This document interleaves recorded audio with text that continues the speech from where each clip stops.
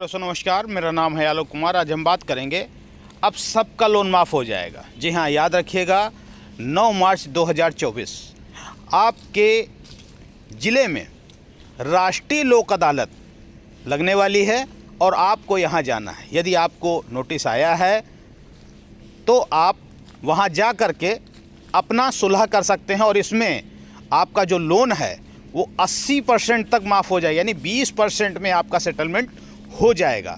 हालांकि ये कहेंगे कि सेटलमेंट एक बहुत ही ऐसा शब्द होता है जिससे कि लोग घबराते बहुत हैं, लेकिन कहावत है कि जान है तो जहान है। हम अगर लोन की टेंशन लेकर के कहीं ना कहीं ऐसा हो हमारा जीवन ही समाप्त हो जाए, इससे अच्छा है कि हम सेटलमेंट कर लें। तो लोन सेटलमेंट कहें। हालांकि ये लोन सेटलमेंट आपके कहने पर नहीं होता है, लेकिन लोक अदालत एक ऐसी जगह है, क्योंकि बैंक तब लोक अदालत जाती है जब उसे लगता है अब ये पैसा हमको कभी नहीं मिलने वाला। हालांकि लोक अदालत में बहुत सारे फैसले होते हैं। आपका गाड़ी का चालान है, उसका भी निराकरण होता है।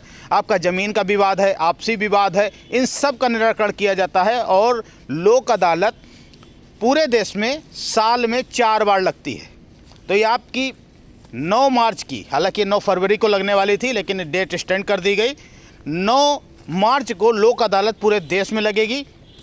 आप अगर आप चाहते हैं कि आपका केस लोक अदालत जाए तो आप स्वयं पहले से अपने तहसीलदार से मिलकर के अपना आवेदन दे सकते हैं और वहां पर अपना केस को ला सकते हैं।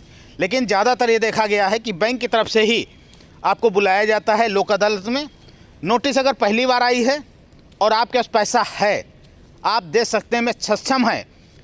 ज़रूरी नहीं होता है कि आप लोक अदालत का आदेश मान ही लें, ऐसा भी ज़रूरी नहीं होता है। लेकिन यदि आपने एक्सेप्ट कर लिया तो आपको वो करना पड़ेगा। तो यहाँ रखिए, यदि आपके नोटिस आई है तो आप जाइए, और पहली नोटिस है, अगर नहीं जाना चाहते, नहीं है व्यवस्था तो मत जाइए। दूसरी में जाएगा, तीसरी, लेकिन तीसरी बार जो नोटिस आएगी उसमें आपको जाना ही पड़ेगा।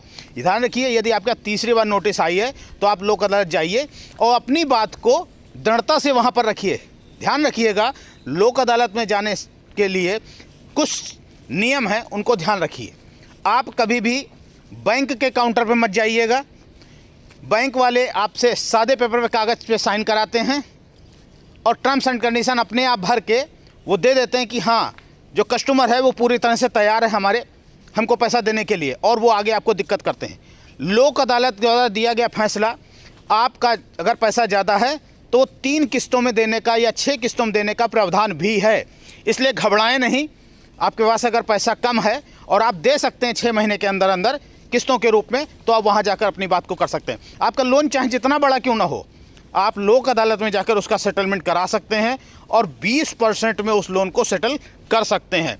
ये एक बहुत बड़ी अपडेट थी। हालांकि देश में लोन को लेकर के, लोन माफ़ी को लेकर के तमाम आपको चीज़ें बताई जा रही हैं। बहुत सारे चैनल आपका लोन माफ़ करा रहे हैं। लोन किसी भी कीमत पे माफ़ नहीं होता है, इस बात को याद रखिएगा।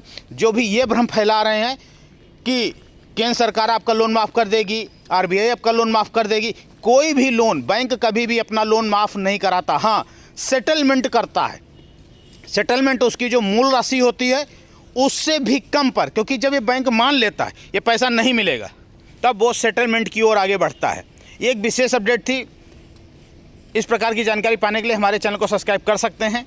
वीडियो में बने रहिए और लाइक ज़रूर करिएगा वीडियो को, ताकि आपको सही जानकारी मिल पाए। जय हिंद, जय भारत।